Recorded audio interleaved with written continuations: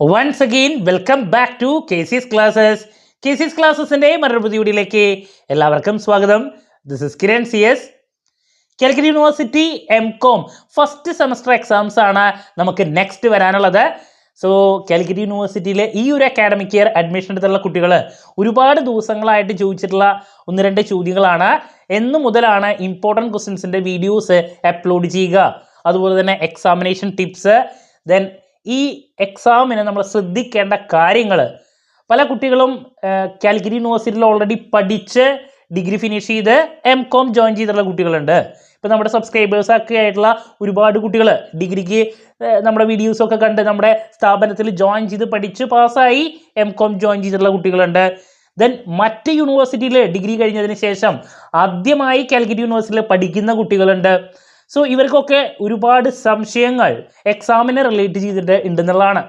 ഏത് രീതിയിലുള്ളൊരു അപ്രോച്ചാണ് നമ്മൾ ഫോളോ ചെയ്യേണ്ടത്? ഇപ്പം ഡിഗ്രിക്ക് പഠിക്കുന്ന സമയത്ത് ഞാൻ പറയാറുള്ളതാണ്, വളരെ ഈസി ആയിട്ട് നമുക്ക് പാസ്സാക്കാൻ സാധിക്കും ഒന്ന് ശ്രദ്ധിച്ചാൽ. ബിക്കോസ് ഇൻറ്റേർണലും എക്സ്റ്റേണലും കൂടിയിട്ട് നമുക്ക് 35 മാർക്ക് മതി.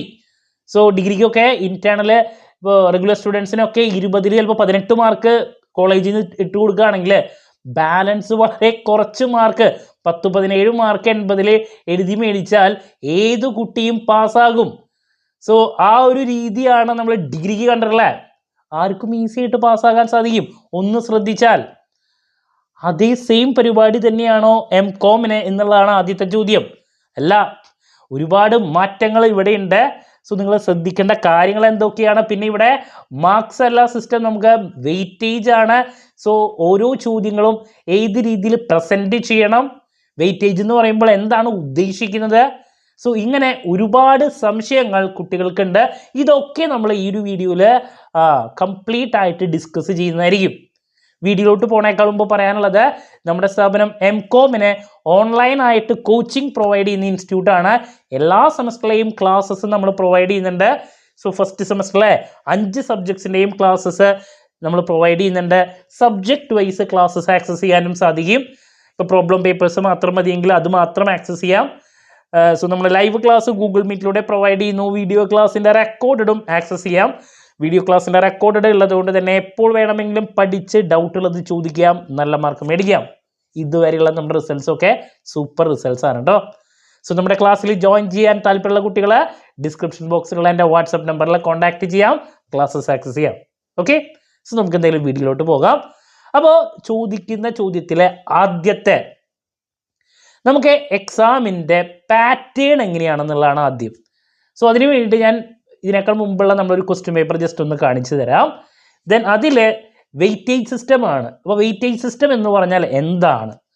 ദെൻ ഇൻറ്റേർണലും എക്സ്റ്റേണലും രണ്ടും കൂടി പാസ്സായാൽ മതിയോ? ഇതാണ് ആദ്യം നമ്മൾ പറയുന്നത്.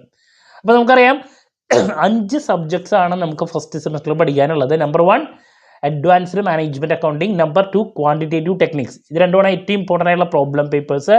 Then corporate governance, then business environment, then organisational behaviour management paper. അപ്പോൾ ഇങ്ങനെ 5 സബ്ജക്ട്സ് ആണ് പഠിക്കാനുള്ളത്. നല്ല രീതിയിൽ പഠിക്കാനുണ്ട്, ഒരുപാട് ഡെപ്തിൽ കവർ ചെയ്യാനുള്ള പേപ്പേഴ്സ് തന്നെയാണത്. അപ്പോൾ നമുക്ക് ഇൻറ്റേർണലും എക്സ്റ്റേണലും കൂടി പാസ്സാകുന്ന പരിപാടി ഇവിടെ ഇല്ല. നിങ്ങൾക്ക് എക്സ്റ്റേണലിൽ മിനിമം പാസ്സാകണം.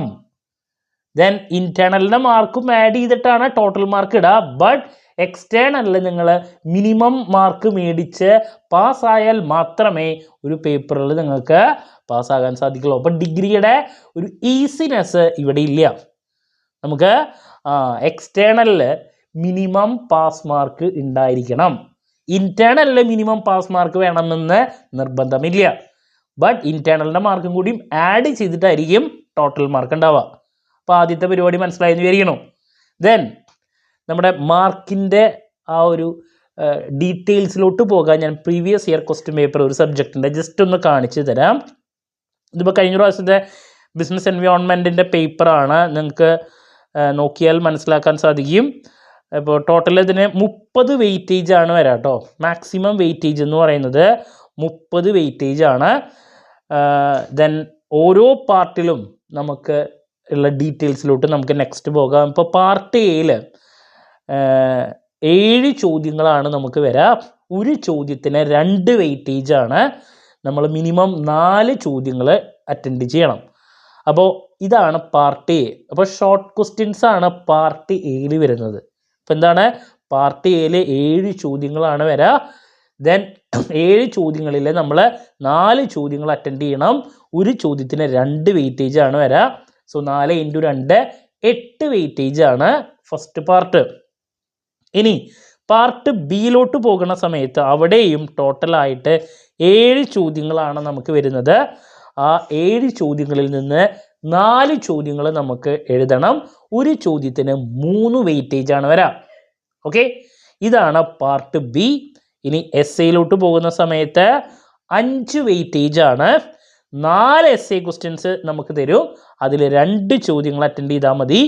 ഒരു ചോദ്യത്തിന് 5 വെയിറ്റേജ്. So 5 × 2 10 weightage. അപ്പോൾ ഇങ്ങനെയാണ് നമുക്ക് ഓരോ പാർട്ടിലും എന്താണ് വെയിറ്റേജിൻ്റെ ഡീറ്റെയിൽസ്. അപ്പോൾ ഫസ്റ്റ് പാർട്ടിൽ 8, സെക്കൻഡ് പാർട്ടിൽ 4 × 3 12, 12ഉം 8ഉം 20, ദെൻ ലാസ്റ്റ് പാർട്ടിൽ 10. ഇങ്ങനെ ടോട്ടൽ 30 വെയിറ്റേജ് ആണ് വരുന്നത് എക്സ്റ്റേണൽ ആയിട്ട്. ഇതെന്താണ്, എക്സ്റ്റേണൽ ആണ്. ഇൻറ്റേണൽ റെഗുലർ ആയിട്ട് പഠിക്കുന്ന കുട്ടികൾക്ക് ടീച്ചേഴ്സ് കോളേജിൽ നിന്ന് കൊടുക്കും. ദെൻ ഡിസ്റ്റൻസ് ആയി പഠിക്കുന്ന കുട്ടികൾക്ക് 20 മാർക്ക് MCQ പാറ്റേൺ. നിങ്ങൾ ഡിഗ്രിക്ക് പഠിച്ചിട്ടുള്ള ഡിസ്റ്റൻസ് ആയിട്ട് പഠിച്ചിട്ടുള്ള കുട്ടികൾക്ക് അറിയാം എന്താണ് ഒരു ക്വസ്റ്റ്യൻ ബാങ്ക് ഉണ്ട് ഓരോ സബ്ജക്റ്റിനും. അതിൽ 100-120 ചോദ്യങ്ങൾ ഉണ്ടായിരിക്കും. അതിൽ നിന്ന് 20 ചോദ്യങ്ങൾ തന്നെയാണ് വരിക. സോ അത് മാക്സിമം ഫുൾ മാർക്ക് കവർ ചെയ്യാൻ ശ്രദ്ധിക്കുക. ബിക്കോസ് നമ്മുടെ ടോട്ടൽ മാർക്കിൽ അത് റിഫ്ലക്റ്റഡ് ആവും. ഓക്കെ, ഇൻറ്റേർണൽ മിനിമം പാസ്സാകണമെന്ന് നിർബന്ധമില്ല. ബട്ട് എക്സ്റ്റേണലിൽ മിനിമം പാസ് മാർക്ക് വേണം. എങ്കിൽ നെക്സ്റ്റ് എങ്ങനെയാണ് ഈ വെയിറ്റേജ് സിസ്റ്റം, ഇതിലെങ്ങനെയാണ് മാർക്ക് ഇടുന്നത് എന്നുള്ളത് നമുക്ക്, മാർക്കല്ല ഗ്രേഡിംഗ് സമ്പ്രദായമാണ്, വെയിറ്റേജ് ആണ്. അത് നമുക്ക് നോക്കാം. 2019 മുതലാണ് ഈ ഒരു സിസ്റ്റം വന്നേ. അപ്പോൾ 30 വെയിറ്റേജ് നിങ്ങൾക്ക് നോക്കിയാൽ മനസ്സിലാക്കാം. Valuation guide lines as per PG regulations 2019. 2019 മുതൽ ഇപ്പോൾ വരെ ഈ ഒരു സെയിം റെഗുലേഷനാണ് ഫോളോ ചെയ്യുന്നത് വാല്യുവേഷന് വേണ്ടി. അപ്പോൾ മാക്സിമം വെയിറ്റേജ് ഗ്രേഡ് പോയിന്റ് എന്ന് പറയുന്നത് 150 ആണ്. മാക്സിമം വെയിറ്റേജ് എന്ന് പറയുന്നത് 30 ആണ്. അപ്പോൾ നിങ്ങൾക്ക് നോക്കിയാൽ മനസ്സിലാക്കാൻ സാധിക്കും 30 × 5 അങ്ങനെയാണ് 150 മാക്സിമം വെയിറ്റഡ് ഗ്രേഡ് പോയിന്റ് വന്നിട്ടുള്ളത്. എന്ന് വെച്ചിട്ടുണ്ടെങ്കിൽ ഒരു വെയിറ്റേജ് എന്ന് പറഞ്ഞാൽ അതിന് കിട്ടുന്ന മാക്സിമം ഗ്രേഡ് പോയിന്റ് എന്ന് പറയുന്നത് 5 ഗ്രേഡ് പോയിന്റ് ആണ്. ഇപ്പോൾ ഫോർ എക്സാമ്പിൾ നിങ്ങൾ ഫസ്റ്റ് പാർട്ടിൽ ഒരു ചോദ്യം 2 വെയിറ്റേജിൻ്റെ അറ്റൻഡ് ചെയ്തു എന്ന് വിചാരിക്കുക. നിങ്ങൾ നല്ല രീതിയിൽ അത് പ്രസൻറ്റ് ചെയ്തു, നിങ്ങൾ ചെയ്തതൊക്കെ ശരിയാണ് എങ്കിൽ നിങ്ങൾക്ക് 2 വെയിറ്റേജ് ഇട്ടു വയ്ക്കുക. അപ്പം 2 വെയിറ്റേജ് എന്ന് പറഞ്ഞാൽ ഉദ്ദേശിക്കുന്നത് 2 × 5. നിങ്ങൾക്ക് ഫുള്ളാണെങ്കിൽ ഇവിടെ ഗ്രേഡ് നോക്കിയാൽ കാണാം. A+ ആണെങ്കിൽ ടീച്ചർ ഇട്ടുള്ളത് അതിന് ഗ്രേഡ് പോയിന്റ് നിങ്ങൾക്ക് ലഭിക്കുന്നത് 5 ഗ്രേഡ് പോയിന്റ് ആണ്. A ആണെങ്കിൽ 4, ആവറേജ് ഒക്കെ ആണെങ്കിൽ B ആണെങ്കിൽ 3, അങ്ങനെ വരും. നിങ്ങൾ ചെയ്തത് എഴുതിയിരിക്കണതൊക്കെ തെറ്റാണെങ്കിൽ E ആയിരിക്കും വരിക 0. അപ്പോൾ ഒരു വെയിറ്റേജ് നിങ്ങൾക്ക് കിട്ടിയിട്ടുണ്ടെങ്കിൽ അതിൻ്റെ ഗ്രേഡ് പോയിന്റ് എന്ന് പറയുന്നത് എത്രയാ, 5 ആണ്. നോട്ട് മാർക്സ്, ഗ്രേഡ് പോയിന്റ് ആണ് ഇവിടെ വരുന്നത് 5. ഓക്കെ, അപ്പോൾ ഒരു ചോദ്യം നിങ്ങളുടെ എഴുതിയത് ഫുള്ളായിട്ട് ശരിയാണ്, നിങ്ങൾക്ക് കിട്ടിയിട്ടുള്ള ഗ്രേഡ് എന്ന് പറയുന്നത് A+ ആണെങ്കിൽ 2 × 5 10 ഗ്രേഡ് പോയിന്റ്സ് ആണ് ഒരു ചോദ്യത്തിന് നിങ്ങൾക്ക് ലഭിക്കുക, ഫുള്ള് ശരിയാവുകയാണെങ്കിൽ. മനസ്സിലാവുണ്ടോ? അപ്പോൾ നിങ്ങളുടെ പാർട്ട് എയിലെ 4 ചോദ്യങ്ങളും ശരിയാണെങ്കിൽ 8 ഗ്രേഡ് പോയിന്റ് കിട്ടിക്കഴിഞ്ഞാൽ, 8 വെയിറ്റേജ് നിങ്ങൾക്ക് കിട്ടിക്കഴിഞ്ഞാൽ 8 × 5 40 ഗ്രേഡ് പോയിന്റ് നമുക്ക് പാർട്ട് എയിൽ നിന്ന് കിട്ടും. അപ്പോൾ ഈ രീതിയിലാണ് നമ്മുടെ സിസ്റ്റം. ഇവിടെ നോട്ട് മാർക്സ് ഗ്രേഡിംഗ് സിസ്റ്റമാണ്, വെയിറ്റേജ് ആണ്.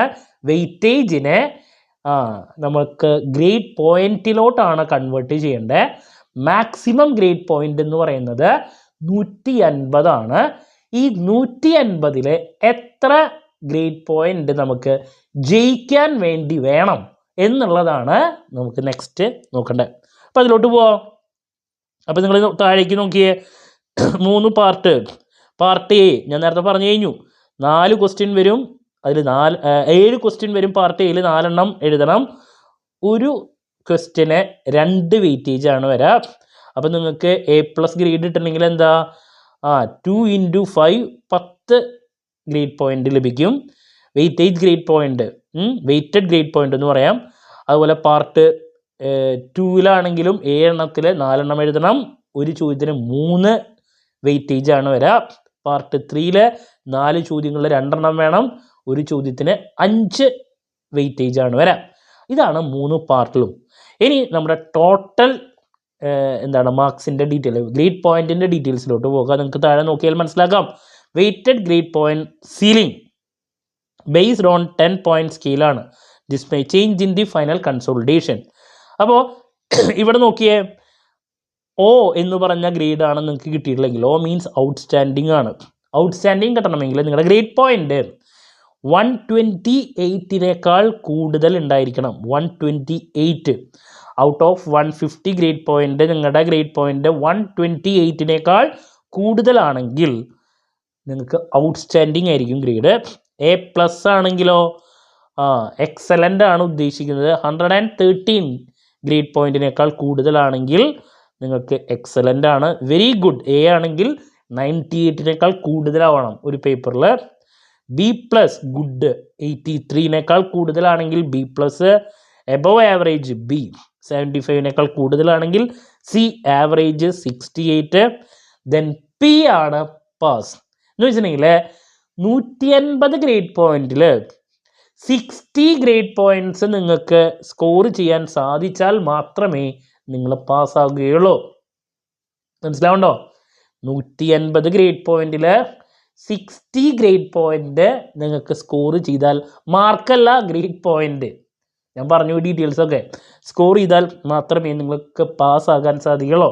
150-ൽ 60. ഓക്കെ, അതിനേക്കാൾ താഴെ വന്നിട്ടുണ്ടെങ്കിൽ ഫെയിലായി. ഇതാണ് ടോട്ടൽ നമ്മുടെ മാർക്ക് ഇടുന്ന സിസ്റ്റം. ക്ലാരിറ്റി കിട്ടിയെന്ന് ഞാൻ പ്രതീക്ഷിക്കുന്നു. അപ്പോൾ നമുക്ക് മിനിമം പാസ്സാകണമെങ്കിൽ 60 ഗ്രേഡ് പോയിന്റ് സ്കോർ ചെയ്യണം. നമ്മൾ ഒന്ന് ശ്രദ്ധിച്ചു കഴിഞ്ഞാൽ ഇത് പോസിബിളാണ്. മിനിമം വേണം എക്സ്റ്റേണലിൽ, ഇൻറ്റേർണലും എക്സ്റ്റേണലും കൂടിയിട്ടല്ല. ഓക്കെ, സോ അതുകൊണ്ട് നമ്മൾ നല്ല രീതിയിൽ ശ്രദ്ധിച്ചു പഠിക്കണം. ഇനി നെക്സ്റ്റ്, ഓരോ പാർട്ടിലും എത്രത്തോളം എഴുതണം, ഇതാണ് നെക്സ്റ്റ് ചോദ്യം. പല കുട്ടികൾക്കും തെറ്റിദ്ധാരണ എന്ന് പറയുന്നത്, ഈ പറയുന്ന ഗ്രേഡ് പോയിന്റിനെ കൺവേർട്ട് ചെയ്യുമ്പോൾ ഇത് മാർക്കാണെന്ന് വിചാരിച്ചിട്ട് 10 മാർക്കിനുള്ളത് എഴുതണോ 2 വെയിറ്റേജ് എന്ന് പറയുമ്പോൾ എന്നാണ് പല കുട്ടികളും തെറ്റിദ്ധരിച്ച് വെച്ചിരിക്കുന്നത്. ടീച്ചേഴ്സിനും ഇതിനെ പറ്റിയിട്ട് പ്രോപ്പറായിട്ട് ഐഡിയ ഇല്ലാണ്ട് അവർക്കും തെറ്റായിട്ടുള്ള ഇൻഫർമേഷൻ കൊടുത്തിട്ടുണ്ട് കുട്ടികൾക്ക്. അപ്പോൾ നമുക്ക് അതിനെ പറ്റിയിട്ട് നെക്സ്റ്റ് കാണാം. 3 പാർട്ടിലും എത്രത്തോളം എക്സാമിന് ആൻസർ ചെയ്യണം. അപ്പോൾ ആദ്യമായിട്ട് എക്സാം എഴുതുന്ന കുട്ടികൾ മനസ്സിലാക്കണം മറ്റൊരു കാര്യം, ഇവിടെ നമുക്ക് സാധാരണ സിസ്റ്റം അല്ല, കഴിഞ്ഞ പ്രാവശ്യം മുതൽ പാറ്റേൺ മാറിയിട്ടുണ്ട്. ബാർകോഡ് ബേസ്ഡ് സിസ്റ്റമാണ്. ഒരു ബുക്ക്ലെറ്റ് ആണ് തരാൻ നിങ്ങൾക്ക്.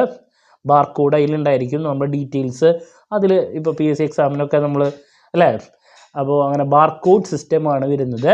ഡീറ്റെയിൽസ് ഒക്കെ കൊടുക്കുക, ആ ബുക്ക്ലെറ്റിൽ നമുക്ക് എഴുതാൻ ഉള്ള ഡീറ്റെയിൽസ് ഉണ്ട്. കുറച്ചും കൂടി പെട്ടെന്ന് റിസൾട്ട് വരും. അപ്പോൾ ബാർകോഡ് സിസ്റ്റം ആണെന്നുള്ളത് ഓർമ്മിച്ച് വയ്ക്കുക. ഇനി ഫസ്റ്റ് പാർട്ട് എന്ന് പറയുന്നത്, അതിൽ വരുന്ന ചോദ്യങ്ങൾ സിമ്പിൾ ക്വസ്റ്റ്യൻസ് ആണ്, ഡിറക്റ്റ് ആയിട്ടുള്ള ചോദ്യങ്ങളാണ്. വളരെ ഷോർട്ട് മാർക്കിന് നമ്മൾ ഡിഗ്രിക്കൊക്കെ പഠിച്ചിട്ടുള്ള രീതിയിലുള്ള ചോദ്യങ്ങൾ തന്നെയാണ് വരാം. സോ ആ ചോദ്യത്തിന് മാക്സിമം കൊടുക്കാൻ പറ്റുന്ന ആൻസർ എന്ന് പറയുന്നത് ഒരു പാരഗ്രാഫ് മാത്രമാണ്. അതിൽ കൂടുതൽ നമ്മൾ എഴുതേണ്ട ആവശ്യമില്ല. മനസ്സിലാവുണ്ടോ? ഇപ്പം ഞാൻ നേരത്തെ എൻവയോൺമെൻറ്റിൻ്റെ അല്ലെങ്കിൽ ഫോർ എക്സാമ്പിൾ ഇതിനായിട്ട് മുമ്പുള്ള ഒരു ക്വസ്റ്റ്യൻ പേപ്പറിൻ്റെ ഡീറ്റെയിൽസിലോട്ട് പോവുകയാണെങ്കിൽ നമുക്ക് ക്വസ്റ്റ്യൻസ് ജസ്റ്റ് ഒന്ന് മനസ്സിലാക്കാൻ സാധിക്കും. ഇപ്പം ബിസിനസ് എൻവയോൺമെൻറ്റിൻ്റെ തന്നെ ഒരു ക്വസ്റ്റ്യൻ പേപ്പർ 2019 ഒരു പേപ്പർ നോക്കിയേ. പാർട്ട് എയിൽ വാട്ട് ഈസ് ഫിസ്ക്കൽ പോളിസി, എന്താണ് ഫിസ്ക്കൽ പോളിസി, എക്സിം ബാങ്ക് എന്താണ്, SLR എന്താണ്, കാർബൺ ക്രെഡിറ്റ് എന്താണ്. അപ്പോൾ ഒക്കെ ഡിറക്റ്റ് ആയിട്ടുള്ള സിമ്പിൾ ക്വസ്റ്റ്യൻസ് ആണ്. അപ്പോൾ ഇങ്ങനെയുള്ള ചോദ്യത്തിന് അതിനുള്ള ഡിറക്റ്റ് ആൻസർ മാത്രമേ നമ്മൾ കൊടുക്കേണ്ട ആവശ്യമുള്ളൂ. ഒറ്റ പാരഗ്രാഫ് ഒരു 4-5 സെൻറ്റൻസുകൾ അതിൽ എഴുതി കഴിയുമ്പോൾ തന്നെ ഒരു പാരഗ്രാഫ് ആവും. ഫിസിക്കൽ പോളിസി എന്താണ്, അതിനെ റിലേറ്റ് ചെയ്തിട്ടുള്ള കാര്യങ്ങൾ മാത്രം. എക്സിം ബാങ്ക് എന്താണ്, അതല്ലാണ്ട് ഇതിൽ കൂടുതൽ കാര്യങ്ങൾ നമുക്ക് എഴുതേണ്ട ആവശ്യമില്ല. 2 വെയിറ്റേജ് എന്ന് പറയുമ്പോൾ ഒരു പാരഗ്രാഫ് അത്രേ ഉള്ളൂ. സാധാരണ ഒരു 5-6 സെൻറ്റൻസ്, മാക്സിമം ഒരു 5 സെൻറ്റൻസ് ഒക്കെ ആകുമ്പോഴേക്കും ഒരു പാരഗ്രാഫ്, അത്രേ ആവശ്യമുള്ളൂ. ഇപ്പം ഡിഗ്രിക്ക് 2 മാർക്കിൻ്റെ ചോദ്യം എന്ന് പറയുമ്പോൾ നമ്മൾ 2 സെൻറ്റൻസ് എഴുതിയാൽ കിട്ടും. ഇവിടെ കുറച്ചും കൂടി എന്താ വരും, കൂടുതൽ എഴുതാം. That's all. ബിക്കോസ് 2 മാർക്സിൻ്റെ ചോദ്യം എന്ന് പറഞ്ഞിട്ട് ഇവിടെ ചോദിച്ചിട്ടുള്ളത് എന്താണെന്ന് മാത്രം. അതല്ലാണ്ട് നമ്മുടെ അടുത്ത് എക്സ്പ്ലെയിൻ ചെയ്യാനോ അതിനെ പറ്റിയിട്ടുള്ള മറ്റു കാര്യങ്ങളൊന്നും ചോദിച്ചില്ല. What is. അപ്പോൾ അതിന് വേണ്ടിയിട്ടുള്ള ആൻസർ മാത്രം നിങ്ങൾ കൊടുത്താൽ മതി. വല്ലാണ്ട് ചുരുക്കരുത്. ഒരു പാരഗ്രാഫിൽ അത് ആൻസർ ചെയ്യാം. നിങ്ങൾക്ക് 2 വെയിറ്റേജ് കിട്ടിയിരിക്കും. അതല്ലാണ്ട് ചില ആൾക്കാർ തെറ്റിദ്ധരിച്ച് 2 വെയിറ്റേജ് എന്ന് പറയുമ്പോൾ അത് 10 മാർക്കാണ്. നോട്ട് 10 മാർക്കല്ല ഇത്. അതിനെ ഗ്രേഡിലോട്ട് മാറ്റുമ്പോൾ മാക്സിമം സ്കോറാണ് 5 × 2 10 ഗ്രേഡ് പോയിന്റ്. അപ്പോൾ അത് മനസ്സിലാക്കാം. പാർട്ട് എയിലുള്ള ചോദ്യങ്ങൾ ഷോർട്ട് ആൻസേഴ്സ് ആണ്. ഏറ്റവും ചെറിയ ചോദ്യങ്ങൾക്കുള്ള ആൻസറുകൾ എങ്ങനെയാണോ നമ്മൾ കൊടുക്കുന്നത് ആ രീതിയിൽ തന്നെ ആൻസർ ചെയ്യുക, ഒരു പാരഗ്രാഫ്. ഇനി പാർട്ട് ബിയിലോട്ട് പോണ സമയത്ത് നമ്മൾ സാധാരണ ഡിഗ്രിയൊക്കെ 5 മാർക്കിൻ്റെ ചോദ്യങ്ങൾ കൊടുക്കുമ്പോൾ എന്താ കുറച്ചും കൂടി ഡീറ്റെയിൽ ആയിട്ടുള്ള എക്സ്പ്ലനേഷൻ അവിടെ വേണ്ടി വരും. അങ്ങനത്തെ ചോദ്യങ്ങളാണ് അവിടെ വരുന്നത്. അപ്പോൾ ആ രീതിയിൽ നമ്മൾ ആൻസർ കൊടുക്കണം. ഇപ്പോൾ ഒബ്ജക്റ്റീവ്സ്, ഇപ്പോൾ ഞാൻ ആ സെയിം പേപ്പറിലോട്ട് പോവുകയാണെങ്കിൽ objectives of competition act, various physical policies, അവിടെ കണ്ടോ എക്സ്പ്ലെയിൻ. നാച്ചുറലി നമ്മൾ എന്ത് ചെയ്യേണ്ട വരും, ഒരു പുറം ചിലപ്പോൾ അതിനായിട്ടും കൂടുതൽ ആ ചോദ്യത്തിൻ്റെ രീതി അനുസരിച്ച്. അപ്പോൾ ഫീച്ചേഴ്സാണ് പറഞ്ഞിട്ടുള്ളതെങ്കിൽ ഫീച്ചേഴ്സ് ചിലപ്പോൾ ഒരു 8-9 പോയിന്റ് ഉണ്ടെങ്കിൽ നമുക്ക് എന്ത് ചെയ്യേണ്ട വരും, ഒരു പുറത്തിനായിട്ടും കൂടുതൽ നമ്മൾ എഴുതേണ്ടി വരും. മനസ്സിലാവുണ്ടോ? ഒരു 1.5 പുറയോ അത്രയ്ക്കൊക്കെ നമുക്ക് എഴുതാനുള്ള സ്കോപ്പ് ആ ചോദ്യത്തിന് ഉണ്ടെങ്കിൽ നിങ്ങൾ ആ രീതിയിൽ കൊടുക്കുക. സാധാരണ ഷോർട്ട് ആൻസർ, ഷോർട്ട് എസ്സേ എന്നല്ല പറയാം ഇതിന്, ഷോർട്ട് എസ്സേ എഴുതുന്ന ആ രീതിയിൽ തന്നെ നിങ്ങൾ ഇതിനെ പ്രസൻറ്റ് ചെയ്യുക. ആ ചോദ്യം നിങ്ങൾ പഠിച്ചപ്പോൾ അതിൽ എന്തൊക്കെ പോയിന്റ്സ് ആണോ ഉള്ളതെങ്കിൽ കൊടുക്കാം. അതല്ലാണ്ട് ഇത് കൂടുതലാണെന്ന് വിചാരിച്ച് ഇല്ലാത്ത കാര്യങ്ങൾ കുത്തി നിറച്ച് ഗ്യാസ് അടിച്ച് കയറ്റി വെക്കരുത്. ഓക്കെ. ദെൻ എസ്സേ വരുമ്പോൾ ആസ് യൂഷ്വൽ നിങ്ങൾ എസ്സേ പ്രസൻറ്റ് ചെയ്യണ പോലെ 2.5 പുറം അല്ലെങ്കിൽ 3 പുറം പ്രോബ്ലം ആണെങ്കിൽ ആ രീതിയിൽ നിങ്ങൾ പ്രസൻറ്റ് ചെയ്യുക. ഇതിലൊന്നും നിങ്ങൾ ഡൗട്ട് അടിക്കേണ്ട ആവശ്യമില്ല. As usual presentation. മനസ്സിലാവുണ്ടോ? 2 വെയിറ്റേജിനാകുമ്പോൾ ഒരു പാരഗ്രാഫ്, പാർട്ട് ബിയിലാവുമ്പോൾ ആ ചോദ്യത്തിൻ്റെ സ്കോപ്പ് അനുസരിച്ച് പ്രസൻറ്റ് ചെയ്യുക. എസ്സേ ആകുമ്പോൾ നമ്മൾ എന്തായാലും സാധാരണ ചെയ്യുന്ന പോലെ തന്നെ പ്രസൻറ്റേഷൻ. അപ്പോൾ ഡൗട്ട് അവിടെ വേണ്ട. ഓക്കെ. ഇനി നെക്സ്റ്റ് പറയാനുള്ളത്, പലപ്പോഴും കുട്ടികൾ ചോദിക്കുന്ന ഒരു ചോദ്യമാണ് ഓരോ സബ്ജക്റ്റിനെയും എങ്ങനെ അപ്രോച്ച് ചെയ്യണം. അപ്പോൾ അതിൽ നിങ്ങൾ ശ്രദ്ധിക്കേണ്ടത്, നമ്മൾ ഡിഗ്രിക്ക് പഠിക്കുന്ന പോലെ ഒരു തട്ടിക്കൂട്ട് പഠിത്തം ഇവിടെ പോസിബിൾ അല്ല. ഡിഗ്രിക്കൊക്കെ ആകുമ്പോൾ നമുക്കൊരു വളരെ എക്സാം ഓറിയൻറ്റഡ് ഷോർട്ടായിട്ട് നമുക്ക് പഠിച്ചു പോകാൻ സാധിക്കും. ആ രീതിയിലുള്ള ഒരു അപ്രോച്ച് ഇവിടെ നമുക്ക് പോസിബിൾ അല്ല. ഓരോ സബ്ജക്റ്റും കുറച്ചും ഡെപ്തിലാണ്. അതുകൊണ്ടാണല്ലോ പോസ്റ്റ് ഗ്രാജുവേഷൻ എന്ന് പറയുന്നത്. അപ്പോൾ തട്ടിക്കൂട്ട് പഠനം എന്ന് പറയുന്നത് വളരെ ബുദ്ധിമുട്ടാണ്. എസ്പെഷ്യലി അക്കൗണ്ടിങ് ആവട്ടെ, QT പേപ്പർ ആവട്ടെ, ഇതൊക്കെ നമുക്ക് നല്ല രീതിയിൽ കവർ ചെയ്യാനുണ്ട്. അപ്പോൾ എസ്സേ പ്രോബ്ലംസ് അല്ലെങ്കിൽ ഷോർട്ട് ആൻസർ വരുന്ന പ്രോബ്ലംസ് നല്ല രീതിയിൽ കവർ ചെയ്യണം. തിയറി ആണെങ്കിൽ നല്ല രീതിയിൽ കവർ ചെയ്യണം. രണ്ടിനും ഈക്വൽ ഇമ്പോർട്ടൻസ് കൊടുക്കാണ്ട് നമുക്ക് പാസ്സാകാൻ സാധിക്കില്ല. അപ്പോൾ ഒരു തട്ടിക്കൂട്ട് പഠനം എന്ന് പറയുന്നത് പോസിബിൾ അല്ല. സോ അങ്ങനെ വരുമ്പോഴാണ് പലപ്പോഴും കുട്ടികൾ തോൽക്കുക. ഇന്റേണലും എക്സ്റ്റേണലും കൂടിയുള്ള പരിപാടിയല്ല, എക്സ്റ്റേണലിൽ മാത്രം പാസ്സാകണം. അപ്പോൾ അതുകൊണ്ട് തന്നെ നിങ്ങൾ പഠനം എത്രയും പെട്ടെന്ന് ആരംഭിക്കുക. ദെൻ അതിനു വേണ്ടിയിട്ടുള്ള സപ്പോർട്ട്, പിന്നെ ഏതൊക്കെ രീതിയിലുള്ള പഠനമാണെങ്കിലും സ്മാർട്ട് സ്റ്റഡി അവിടെ വേണം. അതിന് വേണ്ടിയിട്ട് നമ്മൾ ഇമ്പോർട്ടൻറ്റ് ക്വസ്റ്റ്യൻസിൻ്റെ വീഡിയോ ഓരോ പാർട്ടിലും ഉറപ്പായും പ്രതീക്ഷിക്കുന്ന ചോദ്യങ്ങൾ, എക്സാമിനേഷൻ ടിപ്സ്, ഓരോ സബ്ജക്റ്റിനെയും പറ്റിയിട്ടുള്ള ഡീറ്റെയിൽ അനാലിസിസ് വീഡിയോസ് ഒക്കെ ചെയ്യുന്നതായിരിക്കും. അതൊക്കെ നിങ്ങൾക്ക് സ്മാർട്ട് സ്റ്റഡിക്ക് യൂസ്ഫുൾ ആയിരിക്കും കേട്ടോ. ദെൻ നമ്മുടെ ക്ലാസ്സിൽ ഡിസ്റ്റൻസ് എഡ്യൂക്കേഷൻ സ്റ്റുഡൻസ് പലരും പറയുന്നുണ്ട് കോൺടാക്ട് ക്ലാസ് ഞാൻ ഡിപ്പെൻഡ് ചെയ്തിട്ടിരിക്കുകയായിരുന്നു, അവിടെ പോകുമ്പോൾ ശരിയാവണില്ല, ഇതൊക്കെ കൂടിയിട്ടാകെ കിളി പോയ പോലെ ദെൻ ഏറ്റവും കൂടുതൽ ചോദിച്ചിട്ടുള്ള മറ്റൊരു ചോദ്യം, കോൺടാക്ട് ക്ലാസ് അവസാനിക്കുന്നത് 24-ാം തീയതിയാണ്, എക്സാമിൻ്റെ ടൈം ടേബിൾ ഇങ്ങനെയാണോ വന്നിട്ടുള്ള 19-ാം തീയതി ഇത് പോസ്റ്റ്പോൺ ചെയ്യോ? അപ്പോൾ നിങ്ങളിത് പറയാനുള്ളത് മാക്സിമം കുറച്ച് ദിവസം മാത്രമേ നമുക്ക് കിട്ടുള്ളൂ. സാധാരണ കോൺടാക്ട് ക്ലാസ് കഴിഞ്ഞിട്ടാണ് എക്സാം വരാറ്. അതൊക്കെ അതിൻ്റെ വഴിക്ക് നടക്കട്ടെ. എങ്ങനെ പോയാലും നമുക്ക് അധികം ദിവസമൊന്നും കിട്ടില്ല. അപ്പോൾ നിങ്ങൾ പഠനം എത്രയും പെട്ടെന്ന് തന്നെ ആരംഭിക്കുക. നിങ്ങൾക്ക് വേണ്ടിയുള്ള എൻറ്റയർ സപ്പോർട്ട് നമ്മൾ പ്രൊവൈഡ് ചെയ്യുന്നതായിരിക്കും. ദെൻ ക്ലാസ്സസ് ഇപ്പോൾ ജോലിക്ക് പോയി പഠിക്കുന്ന കുട്ടികളൊക്കെ ഉണ്ടായിരിക്കും. ദെൻ റെഗുലറായിട്ട് പഠിക്കുന്ന കോളേജിൽ പോയി പഠിക്കുന്ന കുട്ടികൾക്കാണെങ്കിലും ക്ലാസ് അവിടുത്തെ പ്രോപ്പർ ആവാത്ത കുട്ടികളുണ്ട്. സോ എല്ലാവർക്കും നമ്മുടെ ക്ലാസ്സിൽ ജോയിൻ ചെയ്യാം. സോ ഡിസ്ക്രിപ്ഷൻ ബോക്സിലുള്ള എൻ്റെ വാട്സപ്പ് നമ്പറിൽ കോൺടാക്റ്റ് ചെയ്താൽ നിങ്ങൾക്ക് ക്ലാസ്സസ് ആക്സസ് ചെയ്യാൻ സാധിക്കും. ഓക്കെ, സോ ഇതാണ് നമ്മൾ ശ്രദ്ധിക്കേണ്ട മിനിമം കാര്യങ്ങൾ. ദെൻ പാസ്സാകാൻ വേണ്ടിയിട്ടുള്ള എന്താണ് അഡീഷണൽ സ്ട്രാറ്റജിയും കാര്യങ്ങളൊക്കെ എൻ്റെ സെപ്പറേറ്റ് വീഡിയോസിൽ ഞാൻ ഡീറ്റെയിൽഡ് ആയിട്ട് മെൻഷൻ ചെയ്യുന്നതായിരിക്കും. എങ്ങനെ പോയാലും നിങ്ങൾ എക്സാമിന് ഡിഗ്രിക്ക് കൊടുത്തതിനേക്കാൾ കുറച്ചും കൂടി കൂടുതൽ ഇമ്പോർട്ടൻസ് കൊടുത്തിരിക്കണം. ഇപ്പോൾ ഫുൾ ടൈം എക്സാമുകളിൽ സ്പെൻഡ് ചെയ്ത് നല്ല രീതിയിൽ പ്രസൻറ്റ് ചെയ്താൽ മാത്രമേ നമുക്ക് പാസ്സാകാൻ സാധിക്കുള്ളൂ. ഹൈ മാർക്സിലോട്ടും എത്തിച്ചേരാൻ സാധിക്കും നമ്മൾ പറയുന്ന കാര്യങ്ങളൊക്കെ അതുപോലെ തന്നെ ഫോളോ ചെയ്യുകയാണെങ്കിൽ.